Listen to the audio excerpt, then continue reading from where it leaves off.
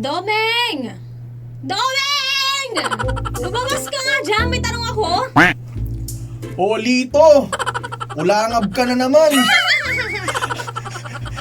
Oy, pero ganyan talaga yung mga boses ng mga Lito, no? Ano bang problema mo, Lito? Uy, Domeng! Baka naman gusto mong i-check kung may gulay pa sa bakod ko. Baka may naiwan ka pang hindi pa nananakaw. Aba, Lito, grabe ka naman ah. Ganyan ba trato mo sa mga matatandang gutom? Hoy, Domeng! Buti pa nga yung upo ko nakarating na sa bahay mo bago pa ako makakain ng tanghalian. Oh, talaga ba? Lito naman eh. Ano ba? Baka naglalakad lang yung upo mo. Baka kusa lang tumatalon sa bakod ko. Grabe si Domeng. Ah, ganon? Marunong na palang tumalo ng upo ngayon Bakit pati itlog ng manok ko natutong maglakad sa tray mo? Aba, baka nagparamdam lang yung mga tanim mo. Baka gusto lang makikain sa bahay namin. Domeng, sige nga.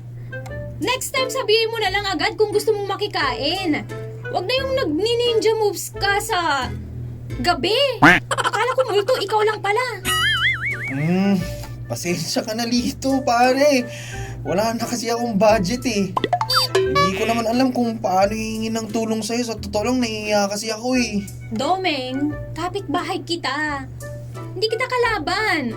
Kung nagugutom ka, edi sabihin mo lang. Pero pag naulit pa yung umaakyat bakod mo, baka ang tanim ko sa susunod may CCTV na. Naku, wag naman Lito. Alam mo, promise, ako na ang magdidilig ng sili mo araw-araw, pangako yan. Sige, pero sa susunod, kung gutom ka, tumawid ka sa harap, hindi sa likod. Magdala ka ng plato, hindi sako. Wala na yung labong ko eh. Pasensya ka na pare pero bala ko kasi magpakbet eh. Kulang ako ng okra. Baka may okra ka dyan. Ganun pala no, hindi naman masamang humingi ng ng tulong. Mabait naman si Mang Lito Oo, eh.